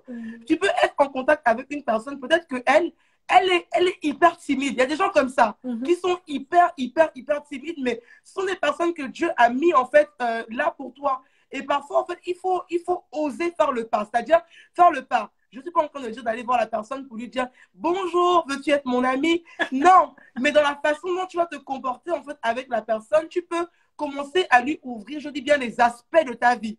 Tu peux commencer progressivement à lui ouvrir en fait des aspects de ton intimité. Je ne dis pas toute l'intimité. Est-ce que tout le monde comprend bien en fait? Je ne dis pas toute l'intimité parce qu'on sait qu'on se donne progressivement, n'est-ce pas? Mais tu peux commencer à faire le pas parce que je t'assure, il y a des personnes, en fait, je te prends un exemple. Par exemple, quand je prends le cas de mon mari, c'est quelqu'un, il est très réservé. D'ailleurs, il marche avec les mêmes amis depuis des années. Et à certains moments, j'ai pu identifier en tant que son épouse des personnes que Dieu a emmenées dans sa vie, mais pour être également des amis pour lui. Et je sais que très pratiquement, je lui ai dit par exemple, mais écoute, appelle telle personne et puis parle-lui peut-être de telle chose ou intéresse-toi à la personne. Quand tu vois que peut-être bon, la personne passe par tel défi ou peut-être que tu ne sais pas, mais appelle la personne, crée le contact, commence à demander, voilà, est-ce que ça va? Au bout de plusieurs temps, quand la personne voit que tu lui manifestes de l'intérêt, elle comprend aussi que bah, tu veux quand même que vous soyez dans une relation plus que bonjour, au revoir. Et si tu veux, même va plus loin, commence à ouvrir, je disais tout à l'heure, un aspect de ta vie. Peut-être tu parlais d'un temps de prière ou même peut-être, je sais pas moi, un rêve que tu as fait où tu as été un peu combattu. Non, je veux t'en parler. C'est juste pour donner en fait matière à la relation. Des éléments comme pour dire à l'autre, on peut commencer, on peut débuter en fait. Donc c'est vraiment ça que je pouvais dire pour aider des gens qui rigolent. Et après, bah, je peux juste rajouter quelque chose, c'est bah, je vous conseille le code de l'amitié qui vous donne vraiment bah, tous les codes. Je l'ai juste derrière aussi. En fait, qui vous donne vraiment toutes les étapes qui peuvent être réalisées avant de se mettre en relation avec quelqu'un et pour bâtir une relation saine et épanouissante. Donc, c'est disponible sur lavoiderelations.fr pour ceux qui n'ont pas encore commandé. On va encore prendre... Bon, déjà, je demande pardon. Je demande pardon à toutes les personnes qu'on va peut-être pas répondre à toutes les questions parce qu'il y en a énormément. Et je suis en train de réfléchir comment avoir les réponses à tout ça, mais voilà, je demande déjà pardon. Alors, comment faire vos... Waouh, ok. Waouh. En fait, il y a des questions qui sont mises en plusieurs fois. Ok. Nous sommes une mauvaise relation. Ça, on a déjà répondu. Comment savoir si nous sommes une mauvaise relation pour quelqu'un? Oui, on a déjà répondu à ça tout à l'heure. Est-il possible de changer l'opinion d'une mauvaise relation? Si oui, comment faire? J'ai pas compris la question. Est-il possible de changer l'opinion d'une mauvaise relation? Si oui, comment faire?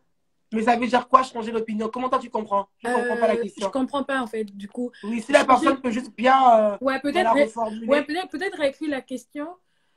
Comment se faire sa propre opinion d'une personne sans prendre en compte les jugements des autres? Ben, je crois que c'est comme on le disait un peu tout à l'heure. Déjà, je pense qu'il te sera difficile de ne pas prendre en compte l'opinion des autres si déjà tu n'es pas assez mature. Ce que je voudrais dire, c'est qu'il faut déjà commencer par éviter d'écouter l'opinion des autres, en fait. Je pense que si tu sais que tu es déjà une personne assez influençable, quand on vient commencer à te dire, ah, tu sais, tel. Moi, il m'est arrivé de dire, stop, va pas plus loin. Parce que je voulais juste garder mon cœur, en fait. Donc, il faut apprendre à mettre des stops aux gens. Quand la personne commence, ah, tu sais, non, s'il te plaît, je veux juste préserver mon témoignage par rapport à la personne. Et ça aussi, il faut le faire. Maintenant, quand tu as déjà entendu des choses par rapport à la personne et que tu te rends compte, en fait, que tu es atteint par rapport à ce qui a été dit, moi, je pense que déjà, en fait, on revient encore au cas de la prière. Le fait de vraiment prier pour se remettre dans de bonnes dispositions, mais au-delà de la prière, en fait, faire comme sa fille a dit tout à l'heure, juste se dire, en fait, non, je vais dépasser ce que j'ai entendu pour essayer, en fait, de connaître la personne par moi-même, en fait. J'ai envie de faire le pas, en fait, de connaître la personne par moi-même. Et sa fille, il y a tellement de personnes qui sont venues me voir pour me dire, Pasteur Aïda, on m'avait dit telle chose sur toi. Mais maintenant que je suis venue te parler, je vois à quel point tu es gentil. Je vois à quel point tu ne critiques pas les autres. Je vois à quel point tu es souriante. Donc, faites l'effort, en fait, de dépasser, en fait, ce qu'on vous a dit et d'oser aller vers la personne. Parfois, on a peur d'aller vers la personne quand on se dit, non, je vais trahir mon camarade qui est venu me dire. Parce que si mon camarade voit que je commence à aimer la personne, je vais me sentir en porte-à-faux par rapport à cet ami-là. Mais qu'est-ce que tu veux? Tu veux être en paix dans tes relations, oui ou non? Si tu veux être en paix dans tes relations, apprends à mettre des stops et apprends à aller au-delà. on te dit quelque chose sur quelqu'un, peut-être que la chose est vraie aujourd'hui ou peut-être elle était vraie hier, mais est-ce qu'elle sera encore vraie demain ou est-ce qu'elle est même vraie encore aujourd'hui? Vous voyez, faut pas rester sur les choses en fait où on n'est pas vraiment, on n'est pas vraiment très sûr et puis on est dedans, on va informer une amie, téléphone arabe, oh tu savais, tu savais, tu savais. La personne arrive, tu sais sa fille, je vais donner un témoignage. Je suis arrivée un jour à un événement et j'ai vraiment été choquée. J'arrive à l'événement, j'étais oratrice, etc. Et puis il y avait une autre femme de Dieu qui était invitée, qui était là. Et en fait, avant qu'elle arrive pour prêcher, j'entends en fait comment les autres personnes qui sont là sont en train de parler mais mal de la femme de Dieu qui devait venir prêcher. Oh, elle est comme ça, elle est comme ça. Et en fait, j'avais deux choix. Je pouvais aussi être là et me dire, bah écoutez, tous ceux qui sont là sont en train de dire que la femme de Dieu, elle est comme ci, elle est comme ça.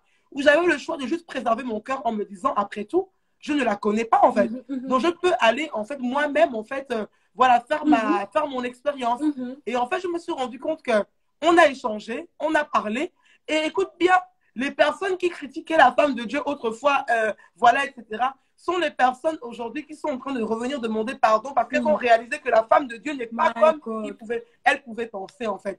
Donc, il faut vraiment faire attention. Alors, je vais quand même éclairer parce que je sais que dans nos églises, en tant que pasteur, parfois, il nous arrive de conseiller certaines brebis et de pouvoir leur dire, en fait, non, fais attention, ne fréquente pas telle personne, en fait. Voilà. Donc, je vais quand même équilibrer parce qu'il y en a qui vont m'écrire ce soir pour dire, ah, pasteur Aïda, maintenant, quand les pasteurs vont nous dire ça, on va aller faire notre propre expérience. Non. On a parlé tout à l'heure des personnes qui sont sages. Je disais qu'il y a des voix, en fait, qu'on doit écouter. On a parlé des Naomi, on a parlé des mentors, tout ça. Donc, il peut arriver qu'il y ait des personnes qui sont devant de nous, qui nous disent non, telle personne, la Bible dit que telle voix paraît droite devant l'homme, mais la fin, c'est la perdition ou la mort, selon les versions. Peut-être que tu peux être en train de marcher avec une relation et il y a une personne qui est plus avisée, qui voit où cette relation va te mener et te dire, ah, écoute, je t'aime, fais attention à telle personne. Donc, je ne sais pas si on comprend la nuance entre les deux, en fait. La Bible aussi le dit, il y a une voix qui sera devant toi aussi pour te montrer le chemin. Et je crois que les pasteurs aujourd'hui sont, surtout si on veut se faire les amis dans l'église, les pasteurs sont ceux-là qui ont une vision à 360 degrés des gens qui sont dans l'église. Donc, quand le pasteur va te dire, ah non, celle-là, peut-être pas, parce qu'il connaît. Le pasteur connaît parfois même plus que nous. Donc, vraiment, il y a des voix autorisées. Le pasteur, c'est une voix autorisée. Si tu veux te faire des amis, surtout même dans l'église, en fait, je te conseille même, cours chez ton pasteur pour dire, j'aimerais être amie avec elle parce que justement, elle pourra te donner des conseils avisés. C'est la voix devant toi qui te montrera peut-être le chemin de l'amitié, surtout au sein de l'église. J'ai beaucoup aimé quand tu as dit les voix autorisées, c'est vraiment le mot. Les voix autorisées dans nos vies, on sait que ces personnes-là ne sont pas là pour nous faire du mal. Elles vont être là pour nous montrer en fait la voie à suivre, la bonne voie qu'il faut emprunter pour ne pas faire des erreurs. Souvent, les voix autorisées sont même là pour nous faire gagner du temps. Parce que moi, j'ai vu des personnes ne pas écouter. C'est vrai, on parle de relations, on parle plus d'amitié. Mais combien de personnes ne sont pas mises en couple alors qu'on leur avait dit telle personne, c'est pas bon. Mais elles ont voulu aller faire leur expérience en se disant non, je vais aller, je vais aller, je vais aller. Et au final, la fin, c'était la perdition ou la mort. Tu vois, donc il faut quand même faire attention. Donc c'était un peu la nuance que je voulais apporter pour pas induire les gens dans l'erreur. Il faut toujours équilibrer quand on prend la parole publiquement. Tout à fait. Je crois que je vais encore prendre 3 questions, Pasteur Aïda. Comme ça, après, on pourra... Je sais que tu es occupée, je sais que tu as des enfants, un mari qui a fait la grâce que tu sois là pendant 1 heure déjà. Il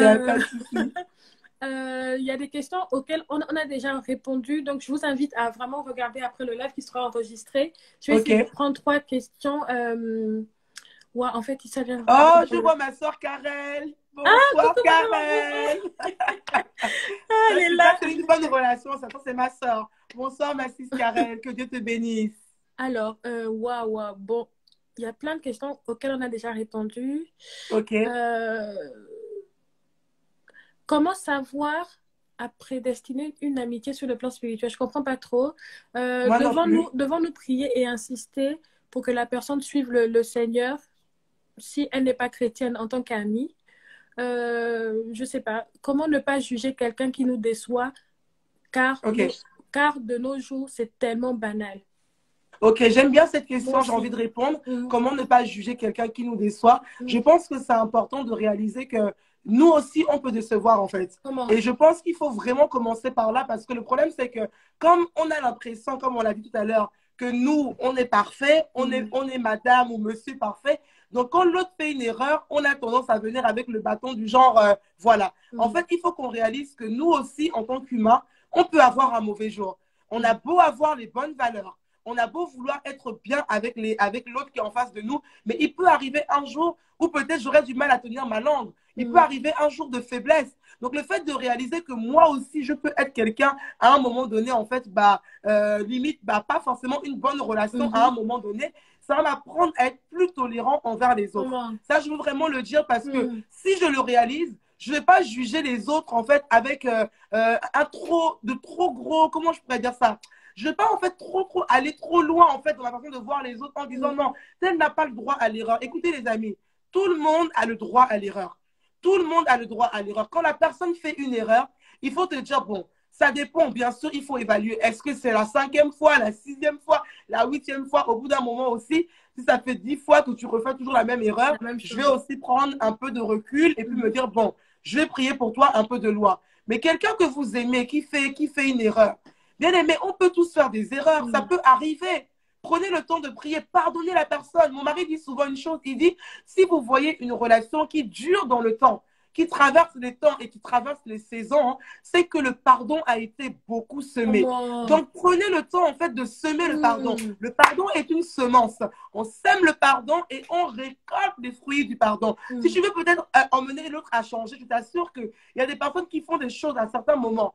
Ils se disent, mais waouh, en fait, on ne pourra pas me pardonner ça. Mais le fait de voir que l'ami en face, en fait, leur pardonne la chose, ça les pousse à devenir meilleurs. J'ai envie de dire à quelqu'un comment Dieu fait avec nous-mêmes, en fait. Quand on arrive devant lui et qu'on se sent complètement broke, quand on vient dans sa présence et qu'on a encore fait cette erreur où on vient lui dire, Seigneur, je viens encore implorer ton pardon. Est-ce que le Seigneur nous délaisse? Non, ma Bible me rappelle que quand moi je suis infidèle, lui demeure fidèle. Alors je dois dire en fait que peut-être qu'aujourd'hui, toi, mon ami, tu as été infidèle, mais je veux t'attendre avec la perche de la fidélité. Je veux t'attendre avec cette perche-là pour te dire, en fait, là où toi tu as failli, je suis là pour te relever par mon amour. Ça, c'est possible. L'amour bâtit les relations. L'amour agapé bâtit les relations. L'amour agapé est cette force qui fait que quand l'autre faiblit devant toi, tu ne prends pas la fuite. Quand l'autre faiblit devant toi, tu n'es pas en train de te percer, de te précipiter pour aller dire à tout le monde, regardez ce qu'il m'a fait, regardez ce qu'il ne m'a pas fait. Non, l'amour agapé protège. En ce sens, la Bible nous dit que l'amour fait quoi? L'amour couvre une multitude de fautes. L'amour couvre. L'amour agapé couvre une multitude de fautes. Donc, apprenons à couvrir, apprenons à aimer d'un amour qui relève des autres, en fait. C'est vraiment important. Waouh. Waouh. Amen. Mettez des flammes. En fait, si vous êtes bénis ce soir, mettez des flammes, des cœurs, mais... Alléluia. Wow. My God. My God. On va prendre une dernière question. Ouais, c'est super. Une dernière question. Ouais, je sais pas laquelle. Je te dirais... ok, ça on a répondu. Alors... Je ne sais pas si tu vois de ton côté peut-être une question qui... En fait, je suis en train de voir tellement de choses qui passent en même temps. C'est ça, en fait. Alors, je vais prendre... les mots. Ouais, c'est vrai que je ne sais pas. Voilà, je vais prendre celle-là. Une relation qui t'éloigne de Dieu est-elle forcément mauvaise ou c'est un manque d'organisation et de priorité? Non, c'est mauvais. Si la relation t'éloigne de Dieu, en fait, la réponse est dans la question. Si la relation t'éloigne de Dieu, c'est une relation qui est mauvaise. C'est pas, non, je vais me réorganiser. Tu as bien dit, si la relation m'éloigne de Dieu. Si elle t'éloigne de Dieu, cette relation n'est pas une bonne relation. Il faut la couper. Il faut finir avec ça. J'entends quelqu'un dire, mais et si c'est ma mère? Et si c'est mon père? Et justement, excuse-moi, pasteur Aïda, il y a une question comme ça. Si c'est ma mère ou mon enfant, est-ce qu'on peut dire que c'est des relations toxiques, il faut que je m'éloigne d'elles, justement? Malheureusement, avec nos parents, c'est un peu plus compliqué parce que comme le Seigneur est quand même équilibré, il a quand même pris le temps de nous rappeler dans la parole de Dieu que nous devons honorer nos parents. Et quand il dit honore ton père et ta mère, il ne dit pas honore ta mère si elle a un bon cœur ou honore ton père s'il a un mauvais cœur, s'il ne te persécute pas. Donc moi, je pense que la base, ce qu'on doit à nos parents, c'est l'amour qui se manifeste aussi par l'honneur. Qu'est-ce que j'entends par l'honneur? C'est le fait de, malgré que tu sois en conflit avec tes parents, malgré que tu trouves que tes parents sont comme ci ou comme ça, tu dois maintenir un langage, un bon langage quand tu parles de tes parents. Parce que la Bible dit quand tu honores tes parents, tu vas vivre longtemps. Il y a des personnes qui se sont fâchées avec leurs parents. Ils ont commencé maintenant, oh, mon père est devenu toxique. ma mère est toxique, blablabla, commencer à parler de ça à tout le monde. Ils sont retrouvés dans des plans vraiment compliqués. Parce que Dieu est fidèle à sa parole, il ne dément pas de ses principes. Donc, le principe de honorer ton père et ta mère, même si ton père est sorcier, mon ami, je vais t'apprendre ce soir que tu vas devoir honorer ton père, donc tu vas devoir bien parler de lui. Maintenant, est-ce que ça veut dire que quand tu vois que peut-être dans une relation où ton père ou ta mère te persécute, ou que je parle vraiment des personnes qui sont persécutées pour de vrai. Je ne dis pas tu te sens persécuté. Je dis tu es persécuté. Parce qu'il y a des personnes qui se sentent persécutées, or elles ne sont même pas persécutées en fait.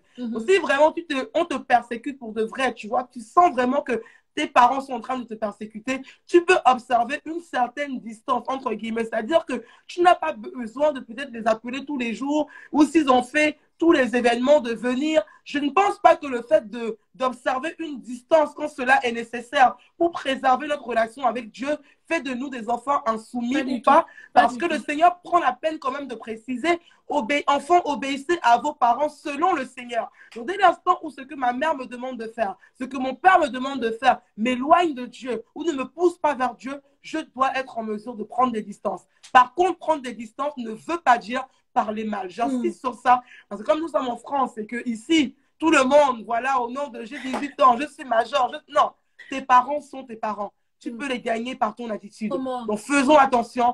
Parlons bien de nos parents, surtout quand nous sommes en public. Et prions également pour eux. Quand c'est compliqué, prions. Et je vais donner un témoignage. J'ai une sœur qui m'a écrit hier dans inbox Instagram et qui m'a dit « Ma mère, je ne comprends pas du tout. Ça fait des mois qu'elle est fâchée avec moi. J'ai beau faire telle chose, j'ai fait ci pour repartir vers elle. Elle ne veut rien savoir. Je suis vraiment sur le point de couper les ponts avec elle, de la mettre aux oubliettes. Je lui ai dit, oh, attention.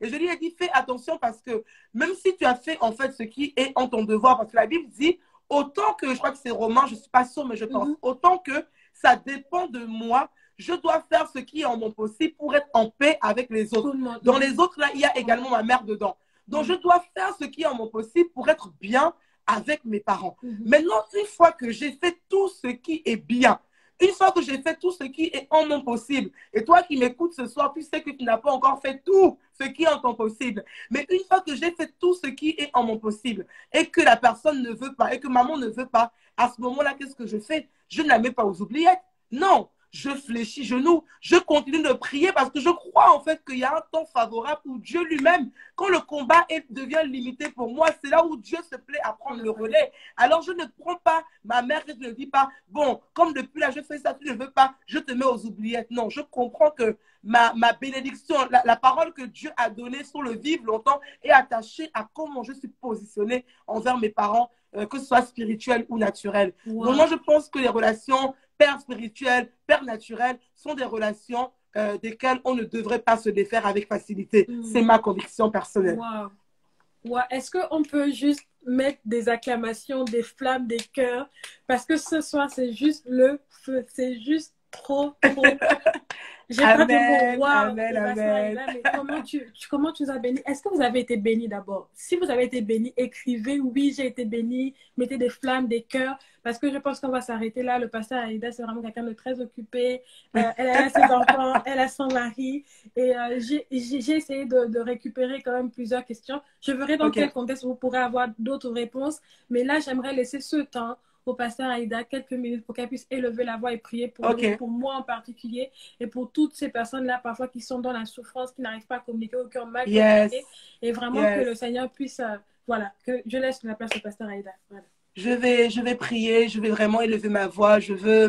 Saint-Esprit, je veux vraiment t'inviter encore. Je sais que lorsque nous sommes assemblés en ton nom, tu es là, mais je veux te dire, prends vraiment la place pour faire le travail qui est le tien maintenant. Je peux voir des personnes qui sont meurtries dans leur âme à cause de déceptions amicales, parfois même amoureuses. Des personnes qui se sont retrouvées blessées à cause de paroles difficiles qu'on a pu dire à leur sujet. Saint-Esprit, toi qui répares, toi qui sais aller là où les mots d'une personne ordinaire ne peuvent aller. Je t'invite maintenant, je dis Saint-Esprit, viens commencer un travail de restauration dans les cœurs. Je veux déclarer sur la vie de quelqu'un qui, au sortir de ce live, il y a des fardeaux qui commencent à tomber totalement. Je prie pour une personne qui n'arrivait pas à dealer avec le pardon, qui marchaient dans la rancune avant d'écouter ce live. Et je déclare dans le nom de Jésus que tu es libre de toute forme de rancune, toute forme d'animosité. Je peux voir le Saint-Esprit faire une opération dans ta vie maintenant et commencer à te libérer totalement. Je veux prier pour qu'il y ait des réconciliations, qu'il y ait des personnes qui se rapprochent de leur père, qu'il y ait des personnes qui se rapprochent de leur mère, qu'il y ait des personnes qui se rapprochent des amis qu'ils avaient mis de côté, afin qu'ils puissent avoir pardon de semer pour que la réconciliation puisse être effective.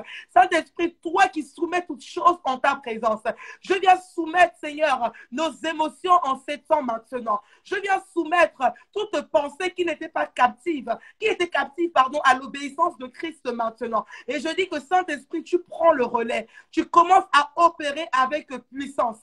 Tu commences à réparer. Tu commences à installer un système de pensée qui est différent. Tu commences maintenant à communiquer la pensée de Dieu selon laquelle l'amour agapé couvre une multitude de fautes. Je ressens le besoin de prier de cette façon parce qu'il y a des personnes qui doivent davantage ressentir l'amour de Dieu pour eux maintenant. Il y a des personnes qui doivent se pardonner à elles-mêmes. Il y a des personnes qui doivent réaliser que oui, j'ai fait une erreur hier, mais cette erreur ne me définit pas. J'ai peut-être mal fait hier, mais je suis une bonne personne. Il y a des personnes qui doivent commencer à se relever maintenant avec force et déclarer ce qui est passé est passé. Seigneur, merci parce que c'est toi-même qui a été l'auteur de ces moments. Il t'a plu de pouvoir me connecter à la servante de Dieu, Safi.